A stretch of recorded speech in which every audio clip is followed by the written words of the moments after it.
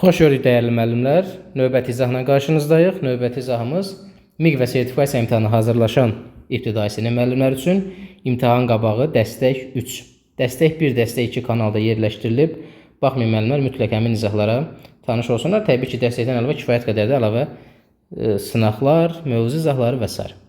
Bu izahımızda, bu dəstək izahlarımızda çalışırıq maksimum şəkildə biraz şablon və standart olmayan suallardan təşkil olunsun. Çünki imtahanda bildiyimiz kimi MİQ imtahanında məsələn 15-16 sual normal olur. Normal dediyimiz yəni səviyyə baxımından 3-4 sual çətin olur, yeni tipli sual olur, şəkilli sual olur, həcmi böyük sual olur və müəllimlər də əksəriyyət o sualları yaza bilir. Onsuz da hamı gedir imtahanda 15-16 məsələn deyə yazır illərdir. Deyir müəllim 3-4 sual yaza bilmədim. Burada səbəb var və niyə sualı var? Niyə ona görədir ki, siz fərqli sual işləmirsiniz. Fərqli suallarla özünüzü alışdırmırsınız. Standart olaraq ədədin mərtəbə vahidini tapımla bağlı 100 dənə test işləyə bilərsiniz. 1000 dənə test işləyə bilərsiniz. Artıq tamam bunu bilirsən. Demək bilmədiyin nə isə öyrənmək lazımdır. Eləcə də sertifikasiya imtahanına hazırlaşan müəllimlər artıq bilir ki, proqram eyniləşib. Təbii ki, sertifikasiya imtahanı MİQ qədər çətin olmasa da, amma bunu indi keçirilən imtahan göstərəcək. İndiyə qədər olan statistikaya baxsaq, sertifikasiya imtahanı hər dəfə MİQ-dən 1-2 səviyyə aşağı olub. Amma artıq proqram eyniləşdirilib. Bu o deməkdir ki, proqrama artılan yeni mövzudan da sizə suallar düşəcək. İndi isə keçək suallarımızın izahına. Gəlin baxaq birinci suala. İndi izahdan sonra rəy bölməsinə qeyd edirsiniz. Nə qədər müəllim bu sualın sadəcə quruluşundan, həcmindən vaz keçib bu sualı yazmayacaq. Bunu bir dənə bildirərsiniz ki, necə müəllim bu sualdan da bu sözümdən yox ha. Ben bunu deyəndən sonra yox. Tutaq ki, birinci başlayanda ki, bunu mən onsuz da yaza bilməyəcəm deyib keçən müəllimlər olacaq. Amma qeyri-adi bir şey yoxdur. Oxuyaq. Gördüyünüz kimi Azərbaycan dilində mətn, sonra kurikulumda situasiya suallarından eyni həcmdə olan sualdır. Yük maşını daşıdığı yükün miqdarına görə fərqli sürətlə hərəkət eləyir. Maşın boş olduqda saatda 80 sürətlə, saatda 80 km sabit sürətlə, yarı yük ilə hərəkət etdikdə saatda 70 sürətindən, tam yüklü olduqda isə saatda 50 km sürətlə hərəkət edir. Tamam, bunu bildik. Bu informasiyaları özümüz üçün müəyyənləşdiririk. Aşağıdakı şəkildə A və C şəhərləri arasında yerləşən və hər iki şəhərə bərabər məsafədə olan 5 şəhəri göstərilmişdir. Buradan Azərbaycan dili olaraq biz bəlli bir nəticə çıxardacağıq ortada. B nöqtəsi hər bir şəhərə eyni məsafədədir. A və C şəhərləri və A və C şəhərlərin ortasındadır. Bu o deməkdir ki, bu buradan bura qədər olan məsafə B-dən C-yə qədər olan məsafəyə bərabərdir. Hər iki şəhərə bərabər məsafədə dediyinə görə. Bu şəhərlər arasında hərəkət edən yük maşını hərəkət trayektoriyası sxemdə göstərilib gördüyümüz kimi. Maşın A şəhərindən tam dolu şəkildə yola çıxır. B şəhərində yükün yarısını boşaldır. Qalanını isə C şəhərində boşaldır. Demək B-dən C-yə qədər yarı yüklə hərəkət edir. C-də hamısını boşaldır və sonra boş şəkildə A şəhərinə geri dönür. Yük maşınının A-dan C-yə gedərkən sərf etdiyi vaxt geri dönərkən sərf etdiyi vaxtdan 6,5 saat çoxdur. Bu məlumata əsasən A və C şəhərlər arasındakı məsafənin rəqəmləri cəmini tapın. Baxaq. Müəllimlər, biz A və B-ni bir də B-C arasını bilmərik. İndi əksər müəllimlər dərhal bura x götürüb yazacaqlar. Heç bir problem yoxdur. Doğru da yazacaqlar. Amma daha rahat olması üçün sizə belə bir şey deyək. Baxın, maşın A-dan B-yə yola düşürsə, B-dən də C yola düşürsə və birində tam yük, birində də yarı yük gedəndə biz demişik ki, tam yüklə 50 km/saat, yarı yüklə 70. Onda biz bu yolun bir yarısını, onsuz da bir yarısı digər yarısına bərabərdir. Götürək nə qədər? 350x, digər yarısını da 350x.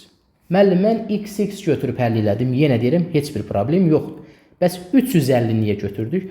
Həm 50-yə, həm də 70-ə rahat bölünsün deyə. Onda belə çıxır ki, bütöv yolumuz 700x imiş. Bəli. Müəllim, bəs burada 80. Əslində buradan geri qaydanda da 3-ünə də bölünən birə də götürmək olur. Daha çox böyüyə də deyirlər, ehtiyac yoxdur. Bir dənəsi kəsindən alınsın. Geri qaydanda orada bir problem yaşanmır. İndi A-dan B-yə qədər neçə sürətindən gedib? 50 sürətindən. Çünki bizə deyir ki, A-dan B-yə tam yüklü gedib. Onda 350-ni bölürəm. Nəyə? 350-ni böldüm 50-yə. Bərabər elədi 7x. Bu 7x-ə sual verir ki, 7x bizim üçün nə olur? A-dan B-yə sərf elədiyi zaman.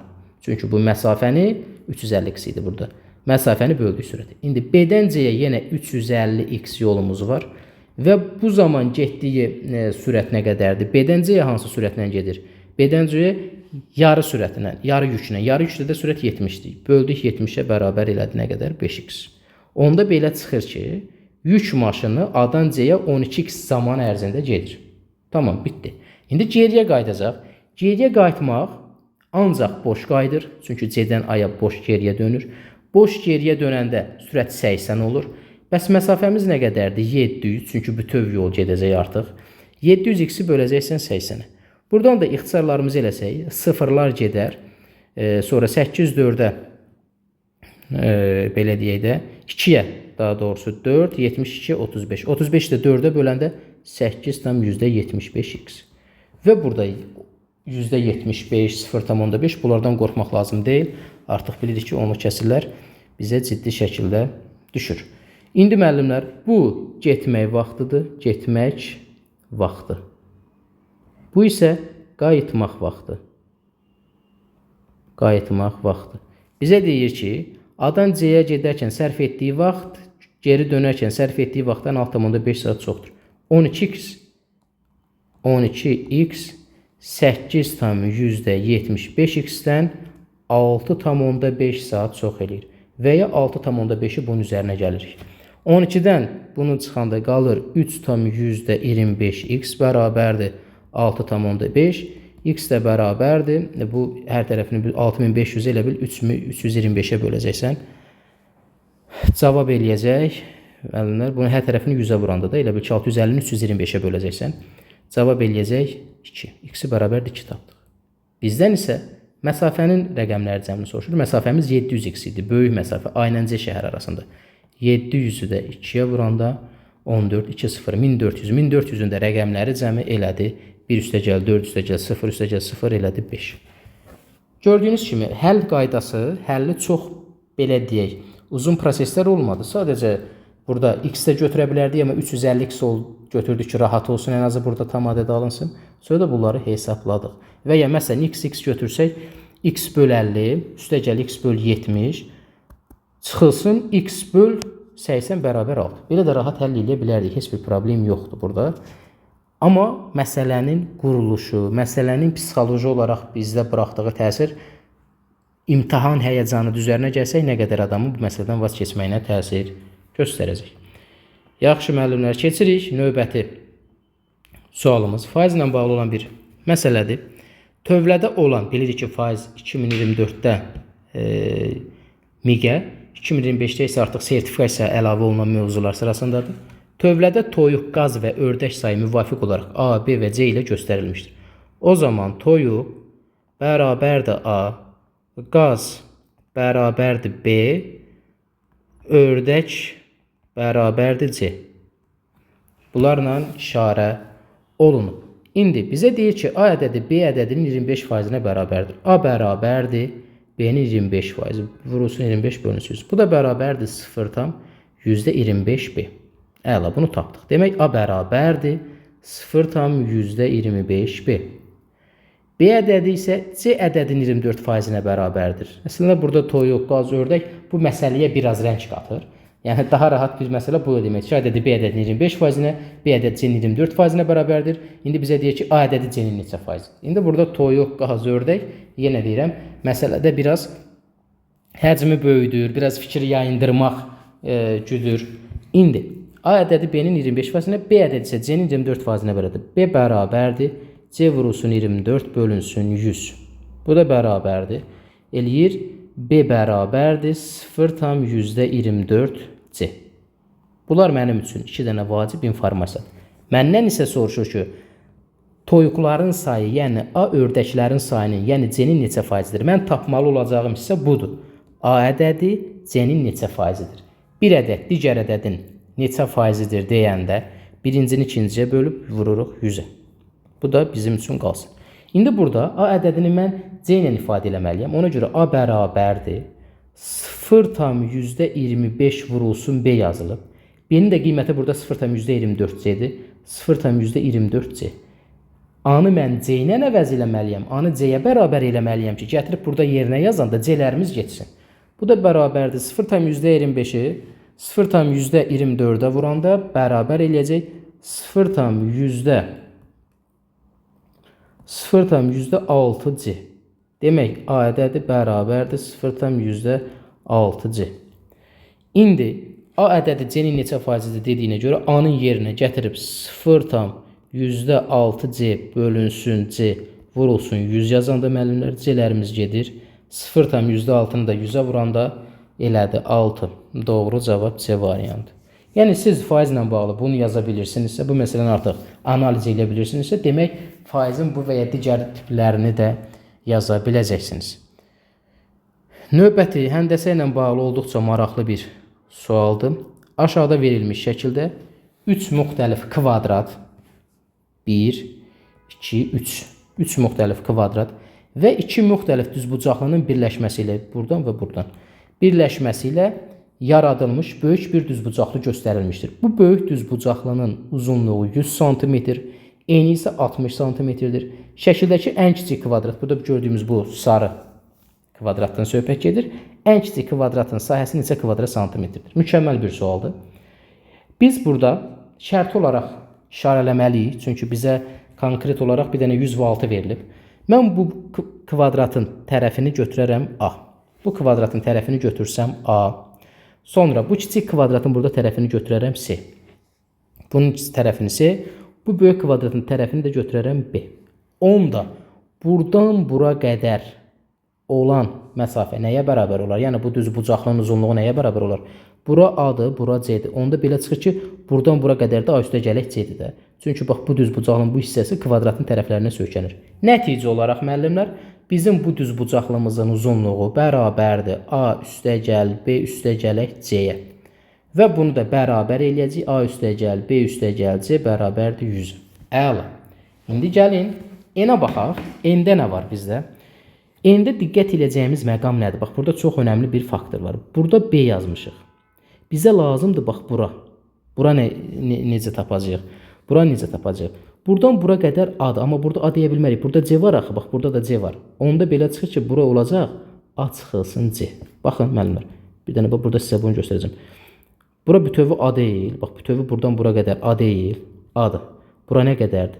Burada C-dir. Onda bax, bura nə qədərdir? Bax. Bax, bura qədər. A çıxılsın C. A çıxılsın C. Bura çıxılsın C-dirsə, burada çıxılsın C-dir. Bu tərəfdə B-dir. Bəli. Nəticə olaraq onda bizim bu N-imiz bərabərdir A üstə gəl B çıxılsın C bərabər şərtdə 60 verir. Bax, çox incə məqamdır, müəllimlər. Bir də təkrar edirəm. Bunu hardan aldıq A çıxılsın C-ni? Bunu tərəfincə götürməmişik. Bəli, götürmüşük. Buradan bura qədər A-dırsa, onda buradan bura qədər A çıxılsın C-dir. A çıxılsın C-dirsə, burada çıxılsın C-dir. Burada B-dir. Əla. İndi müəllimlər, buradan sadə sistem tənliyi aldıq və tərəf-tərəfə çıxanda A-lar gedir, B-lər gedir, C-dən C çıxanda qalır burada 2C. Necə C-dən C çıxanda? C çıxılsın mənfi C-dir. Bu da bərabər C üstə gəl C eləyəcək 2C. Bərabərdir 100-dən də 60-ı çıxanda bərabər elədi 40. C də bərabər 20. Demək biz axtardığımız ən kiçik kvadratın tərəfi 20 imiş. Burada da bunu C ilə işarə eləmişdik 20. İndi bizdən bunun sahəsini soruşur. 20-ni də vuracaqsan 20-yə bərabər eləyəcək 400. Doğru cavab elədi Y variantı. Növbəti yenə də quruluş olaraq çətin görsənən, ilk baxışda müəllim belə bu formada yazılmışdı, amma həllində görəcəksiniz ki, qeyri-adi bir şey yoxdur. A, B və C və D qutularında müəyyən sayda qələm var. A, B, C və D qutularında müəyyən sayda qələm var. B qutusundakı qələm A qutusundakı qələmin sayının 2 qatıdır. C qutusundakı qələm B qutusundakı qələmlərin sayının 2 qatıdır. A qutusundakı qələm D qutusundakı qələmlərin sayının 3 qatıdır. Ən aşağıdan başlayaq. D qutusuna X yazsaq, A qutusundakı qələm sayı D qutusundakı qələm sayının 3 qatıdır. 3x elədir. Davam edirik. B qutusundakı qələm sayı isə A-nın 2 qatıdır. Onda B olacaq 6x. C qutusundakı qələm sayı B qutusundakının 4 qatıdır. C B-nin 4 qatı 6 dəfə 4 elədi 24x. Əla. Bütün qutularda biz qələmləri yazdıq. Gəlirik indi burada sırf yenə Azərbaycan dilindən bağlı olan nüansa. Ən az qələm olmayan qutuda 15 qələm var. Ən az qələm olmayan. Ən az qələm olan qutu x-i. Yəni bu x-i demir. X-dən sonra gələn ən az qələm olmayan qutu. İndi deyəcəksiniz müəllim 3x ola bilər 6x-dir. Biz qələmlərin sayının natural ədədi olduğunu bilirik. Ona görə ən az qələm olmayan qutu gəlir 3x. 3x bərabər 15. Çünki 15 3-ə bölünməlidir. X də bərabər 15 3-ə böləndə 5. 15 burada. Məsələn 6x bərabər 15 yaza bilərik. X bərabərdir 6-da 15. Bunu da yaza bilərik. Tutaq ki, 3-ə ixtisar eləsək 2-də 3. Niyə alınmadığını sizə deyirəm. 3-ə ixtisar eləsək 2-də 5. 2-də 5. Onda belə çıxır ki, D qutuda 2-də 5 sayda qələm var. Biz demişik ki, əşyaları sayarkən istifadə etdiyimiz ədədlər natural ədədlərdir. Çox sadə bir nüans var. Yəni bunu bilmək lazım. Demək X bərabərdir 5. X-i bərabərdir 5 tapmışıq. Bizə deyir ki, ən çox neçə qələm var? Ən çox olanı da 24x, 24 də vuracaqsan 5-ə bərabər eləyəcək 120. Doğru cavab D variantı. Burada da niyə 6x-i yox, 3x-i bərabər elədiyimizi dedik. Yəni bu cümlə nəyi bizə deyir? Ən az qutuda ən az olmayan, yəni x deyil. Bu onu göstərir ki, qardaş, yəni ən az x-dir, yəni x-i demirəm. X-dən başqa digər qutunun hansı ən azın birində, digər qutulardan hansındasa 15 qələm var. Növbəti diaqram müəllimlərin yaralı yeri, həmmik, həm də sertifikasiya. Mən daha çox çalışıram quruluşundan qorxduğunuz, həcmindən qorxduğunuz sualları sizdə vərdiş elətdirib və sizdə bir özgüvən yaransın.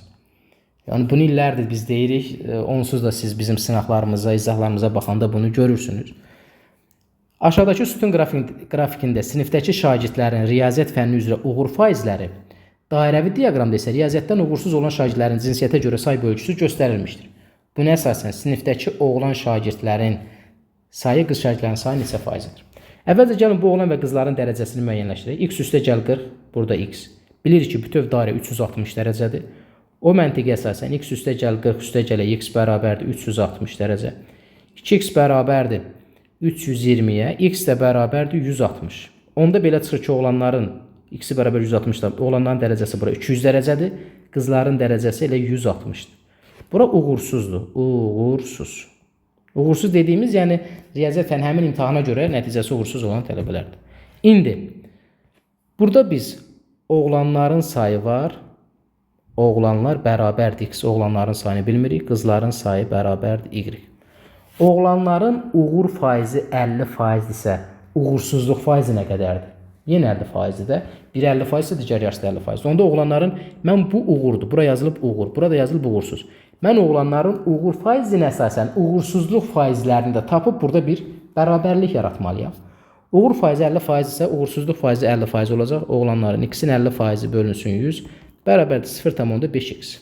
Bu oğlanların nə idi? Uğursuz. Bəs yaxşı. Oğlanlar, qızların sayı y-dir. Qızların 20% uğurludur, burada göstərilib. Neçə faizi uğursuzdur? 80%. Y-in də 80% bölünsün 100. Buradan y-in 80% 0 gedir. Bu deyilir 0,8y. 0,8y. Demək, uğursuzluq, bura yazıram uğursuz. Uğursuz qız bərabərdir 0,5x. Yazıram uğursuz oğlan bərabərdir 0,8y. Artıq uğursuz oğlanların sayını x olaraq, y olaraq bilirəm və dərəcə olaraq da bilirəm. Burada belə bir nüans göstərəcəm sizə. Çox rahat bunu həll edəcəyik. Oğlan və qızların sayı x, y olaraq 0,5 x, oğlanların sayı 0,8y-dir. Faiz olaraq deyək, x, y bunu tapdıq. Dərəcə olaraq isə 200 dərəcə və 160 dərəcə. Və bunları bir-birinə bərabər eləyəcəm. Yəni, bu sayların faiz olaraq nisbəti, dərəcə olaraq nisbəti bir-birinə bərabərdir. Bu qədər sadə. İndi buradan çarpaz formada, burada bu 0-la 200-lər gedər. Bax, bu 0-la bu 0 gedər. 16 4-ə 4, 24-ə 5. 0,5x bölünsün 0,8y bərabərdir 4-də 5. Çarpaz formada bunu vursaq, 4 dəfə 5, 20. 2x bərabərdir 4y. Hər tərəfində 2-yə böləndə x bərabər 2y. X-in sayı bizdə nə idi müəllimlər? X-in sayı oğlanların sayı idi. Y-in sayı qızların sayı idi. Bizdə də deyir ki, oğlanlar, yəni bu oğlanlar üstlərinə yazıram. Burada qızlar. Oğlanlar qızların neçə qatıdır? Oğlanlar qızların x bərabər 2 qatı, 2 vurulsun. Cavab B variantı. Gördüyünüz kimi bu gəlib sonuncu məqam ola bilər, burada sizi yenə də çaşdırsın. Yəni faiz olaraq say nisbəti, dərəcə olaraq say nisbətinə bir-birinə bərabərdir. Bu qədər müəllimlər. Hər birinizə uğurlar arzulayıram. Kanala abunə olub paylaşmağı unutmayın. 5 sualdan neçə səhv, neçə düz olduğunu videonun rəy bölümündə qeyd edərsiniz. Növbəti izahlarda görüşərik. Hələlik.